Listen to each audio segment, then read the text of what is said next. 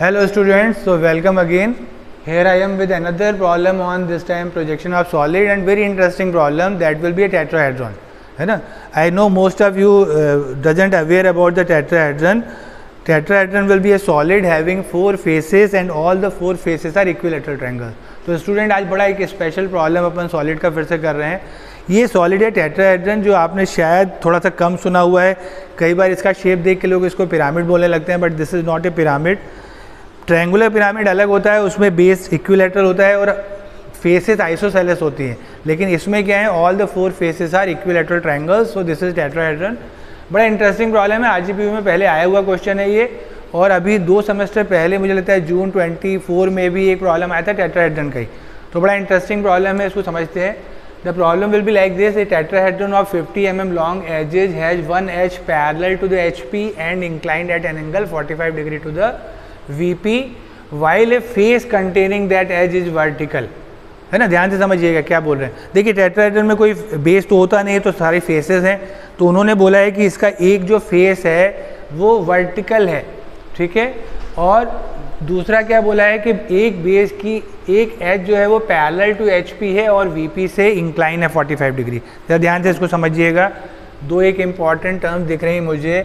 एक तो ये कि one edge parallel to the HP and inclined at an angle of 45 degree to the VP. ये मैं बाद में करूँगा. जैसे आपने पहले भी कई प्रॉब्लम सॉल्व किए हैं. आपने जब एक्सिस की बात होती है तो आपने ऐसी प्रॉब्लम सॉल्व की है कि axis will be incline to HP and may be one base side will be incline to VP. तो कुछ वैसे ही देखिए मुझे अभी भी दिख रहा है. तो ये जो वीपी से ये तो मैं 3rd स्टेज में करने वाला हूँ. अब मैं नीचे वापस आता हूँ. यहाँ कुछ लिखा है while a face containing that edge. कौन सी एज जो पैरेलल हमने रखी है उससे जो फेस कंटेन है वो वर्टिकल है. वर्टिकल मतलब परपेंडिकुलर टू एचपी. ये लगभग वैसा ही प्रॉब्लम है जब हम पिरामिड की प्रॉब्लम करते हैं, वन हम ट्रायंगुलर फेस की बात करते हैं, फेस वही है. तो मैंने यहाँ से ही पिक किया कि मुझे वर्टिकल फेस को परपेंडिकुलर टू एचपी करना है, तो मैं पहले टॉप पे बनाऊंगा.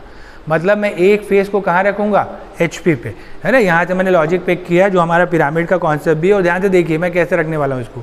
ये मैं इसको ऐसे टॉप व्यू में रख रहा हूँ. अगर ध्यान से आप देखें तो ये वाला फेस मैंने एचपी पे रख दिया with one side perpendicular to VP. ये कौन सी साइड है जिसको मुझे पैरेलल टू एचपी रखना है, उसको मैं परपेंडिकुलर. ये पुराना कॉन्सेप्ट हमारा हमने बहुत बार यूज़ किया हुआ है. जिस साइड को पैरेलल टू एचपी रखना होता है उसको हम परपेंडिकुलर टू वीपी रखते हैं. मैं स्टार्ट करता हूँ.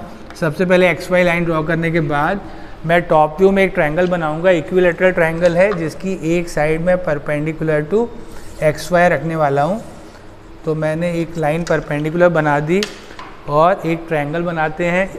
देखिए टेट्राहेड्रन अगर समझ में आए तो one of the easiest problem है, क्योंकि ट्रायंगल बनाना सबसे आसान होता है ना. एक सिंपल सा मुझे इक्विलैटरल ट्रायंगल बनाना है. आपको मालूम है तीनों लेंथ सेम होंगी. So this will be the top view of that.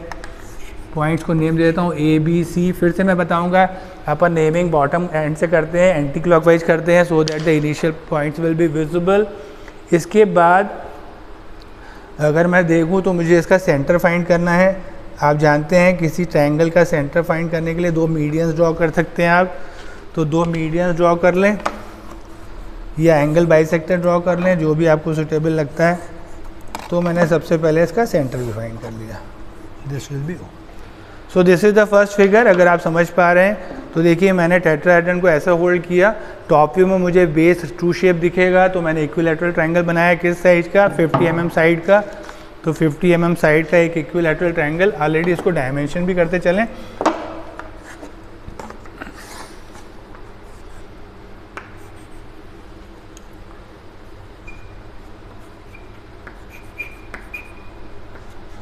So the first figure will be complete. अब मैं इसकी हेल्प से फ्रंट व्यू बनाऊं. अब फ्रंट व्यू बड़ा इंटरेस्टिंग है. टेट्राहेड्रन में आपको मालूम है हाइट्स नहीं गिवन होती है. टेट्राहेड्रन में क्या गिवन है, साइड्स हैं. एपेक्स अगर मुझे मिलेगा यहाँ से मैं अपसाइड जाऊँगा, लेकिन एपेक्स क्या डिस्टेंस डायरेक्टली मुझे मालूम नहीं है. तो देखिए क्या ट्रिक है या क्या कॉन्सेप्ट है. तो सबसे पहले अपन ये पॉइंट्स को ऊपर लेके आते हैं और इसके बाद एक्सिस के लिए मैं ऊपर जाऊँगा, एक्सिस को अपसाइड लेके जाऊँगा. पॉइंट्स को अगर मैं टॉप व्यू में नेम दूँ तो बेस एचपी पे, सॉरी एचपी पे नहीं रख रहे हैं अपन को, पैरेलल बोला गया था. मैं थोड़ा सा दूर रखता हूँ इसको, है ना, वो ध्यान आ गया मुझे. अदरवाइज मैं उसको HP पे भी हम नॉर्मली रखा करते थे, बट इस प्रॉब्लम में शायद बोला गया है कि one of the side will be parallel, तो मैं थोड़ा सा ऊपर बनाऊंगा, है ना, ये वेरिएशन है, ये अपन ने पहले भी किया हुआ है इस तरीके की चीज़ें। तो जस्ट मैं थोड़ा सा ऊपर बना रहा हूँ, डिस्टेंस कुछ भी ले सकते हैं, उससे कोई फ़र्क नहीं पड़ता है। Important will be this distance will be equals to this one, naming करूँ, that will be A dash, this will be B dash and here that will be C dash. Axis के लिए मैं ऊपर जाऊँगा। अब ध्यान से देखिएगा, फ्रंट व्यू में जो ये एजेज हैं, अगर मैं ध्यान से देखूँ इस टेट्राहेड्रन की, ये 3 एजेज हैं, ये 2 एजेज जो हैं इंक्लाइन है दोनों प्लेन के, और ये वाली जो है ये VP के पैरेलल है। तो जो फ्रंट व्यू में OB, अगर ध्यान से देखें, टॉप व्यू में OB will be parallel to XY means parallel to VP, तो फ्रंट व्यू में जो O डैश B डैश है वो ट्रू लेंथ होगी। तो मुझे क्या करना है, 50 mm लेंथ यहाँ से पिक करूँ और एक आर्क से इसको कट कर दूँ, जहाँ कट करेगा that is point O dash. O dash को मिला दें,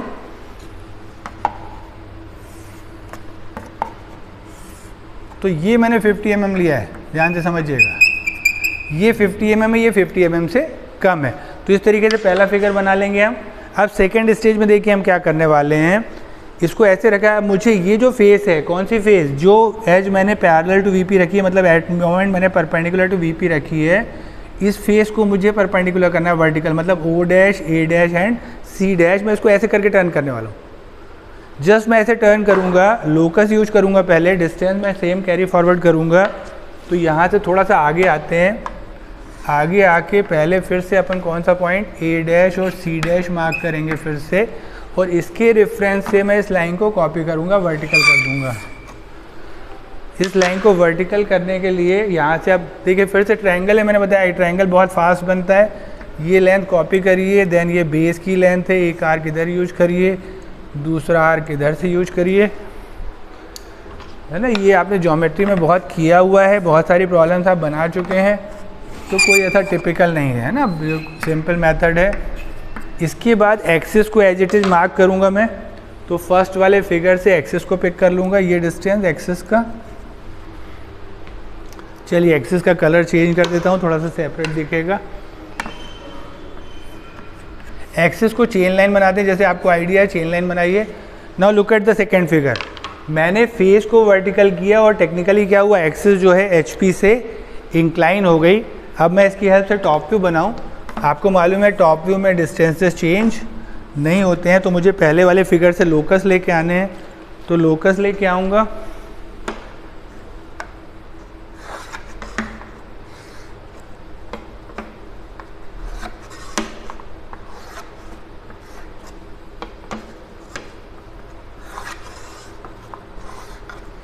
तो लोकस ड्रॉ कर लिए मैंने चारों पॉइंट के।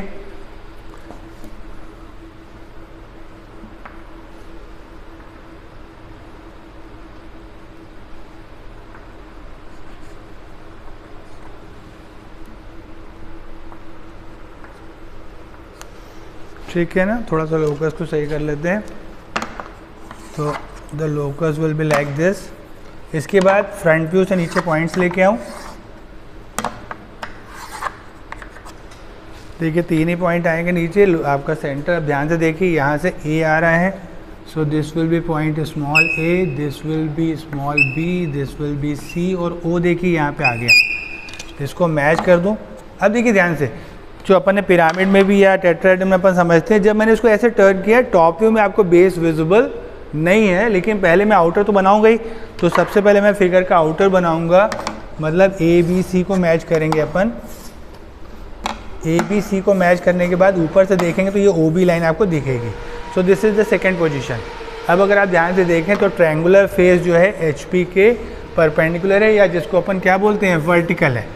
अब थर्ड स्टेप मुझे करना है। थर्ड स्टेप में मुझे क्या करना है, इसकी वो साइड जो फेस मैंने परपेंडिकुलर की है उसको मुझे VP से इंक्लाइन करना है। कितने एंगल से, 45।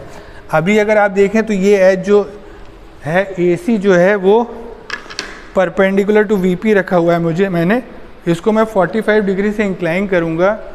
तो 45 डिग्री पे एक लाइन बना लेते हैं, है ना, कहीं पे भी आप बना सकते हैं, आपको आइडिया है। तो मैं XY से 45 एंगल पे एक लाइन ड्रॉ करता हूँ। This angle will be 45 degree. किसी भी डायरेक्शन में ले, ऐसे लें ऐसे लें। इम्पॉर्टेंट पार्ट विल बी जब टॉप व्यू को कॉपी करें तो टॉप व्यू एक्स वाई के ऊपर नहीं जाना चाहिए, है ना। अब फिर से मैं इस ट्रायंगल को कॉपी करूँगा यहाँ से,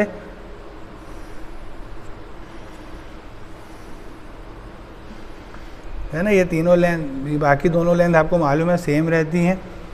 इसको कॉपी कर लें, ऐसे ही ये मिड पॉइंट भी मार्क कर लेता हूँ।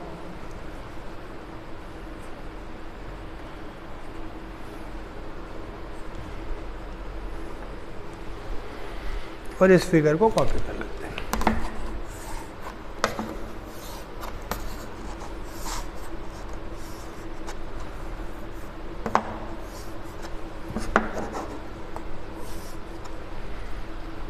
फिर से naming as it is, this will be A, this will be B, this will be C and this will be O, है ना। अब देखिए अगर ध्यान से आप फेस को मैंने इंक्लाइन कर लिया, अब मुझे फ्रंट व्यू बनाना है।